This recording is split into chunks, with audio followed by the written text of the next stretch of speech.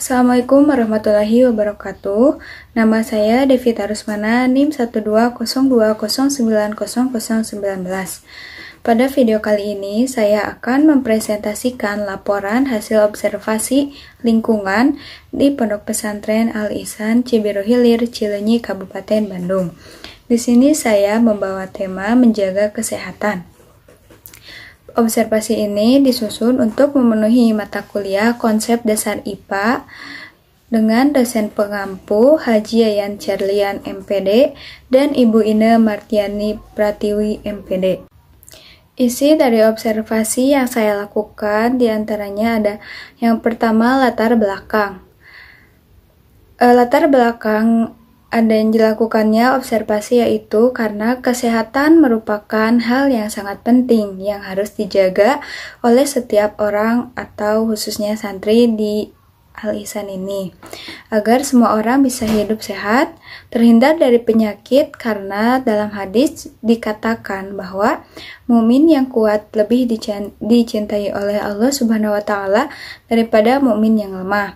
Maka dari itu, agar kita bisa menjadi mukmin yang kuat, kita harus menjaga tubuh kita agar tetap sehat dengan menjaga pola makanan yang teratur, banyak minum, dan berolahraga.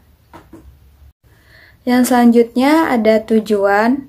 Tujuan dilakukannya observasi mengenai kesehatan yang saya amati adalah untuk meningkatkan kesadaran bahwa kita harus bisa menjaga diri kita agar tidak rentan terkena penyakit, apalagi di masa pandemi ini. Sekarang orang-orang tidak sedikit yang panik dengan keadaan ini. Dengan demikian, kita harus menjaga kesehatan tubuh dan mental agar tidak terkena virus. Yang selanjutnya, waktu dan tempat. Waktu dilakukannya observasi yaitu pada jam 16:05 sampai jam 17 atau jam 5:45. Tempat di Asrama Putri 4B. Yang selanjutnya, observer dan narasumber. Di sini observer saya sendiri, Devita Rusmana, tempat tanggal lahir Tasikmalaya 15 Juli 2001, 20 tahun. Kemudian narasumber yang saya wawancarai yaitu Alfirda Damayanti, tempat tanggal lahir Bandung 2 Mei 2001, 20 tahun. Ia merupakan salah satu pengurus di asrama. Untuk yang selanjutnya, hasil observasi. Nah, kebanyakan santri di pondok pesantren yang kurang menyadari betapa pentingnya kesehatan, sehingga rentan terkena penyakit. Meskipun tidak semuanya begitu, ada juga santri yang sadar dan menjaga makan dan minum. Di antara permasalahan yang terjadi adalah kurangnya makan makanan yang bergizi dan minum air putih. Saya juga sebagai santri mengakui bahwa permasalahan yang sering terjadi yaitu mengenai makanan yang kurang baik dan kurangnya minum air mineral. Apalagi anak remaja zaman sekarang, makanannya tidak terlepas dari makanan pedas dan minumannya es. Sehingga kurang mengkonsumsi makanan yang bergizi seperti buah-buahan, sayur-sayuran, dan kurang minum air putih. Sebagaimana dalam jurnal yang saya baca yang ditulis oleh Endrika, Cristiano, dan Nazriati pada tahun 2015, bahwasanya kurangnya mengkonsumsi sayuran, buah-buahan menyebabkan tubuh kekurangan nutrisi seperti vitamin, mineral, serat, dan tidak seimbangnya asam basa tubuh sehingga dapat menimbulkan berbagai penyakit. Dalam laporan WHO tahun 2003 ditemukan bahwa sebanyak 31% penyakit jantung dan 11% penyakit stroke diakibatkan karena kekurangan asupan sayur dan buah-buahan di dalam tubuh. Yang selanjutnya ada alternatif atau solusi.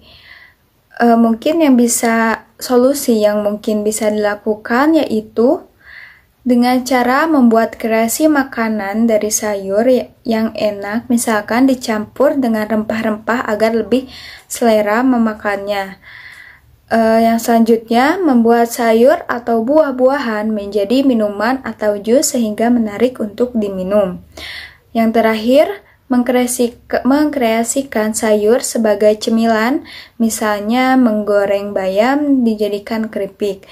Nah, itu merupakan solusi yang mungkin bisa dilakukan di pesantren agar kita sebagai santri bisa mengkonsumsi sayur dan buah-buahan, khususnya untuk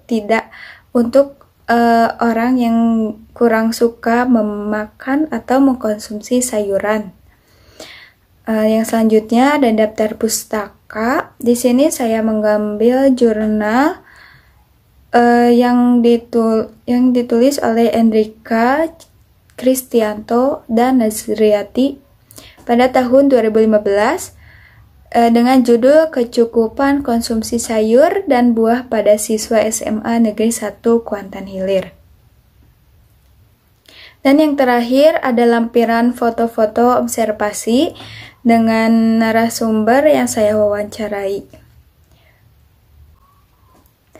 Sekian presentasi dari hasil observasi yang saya lakukan. Mohon maaf bila ada kesalahan. Billahi taufiq wal hidayah. Wassalamualaikum warahmatullahi wabarakatuh.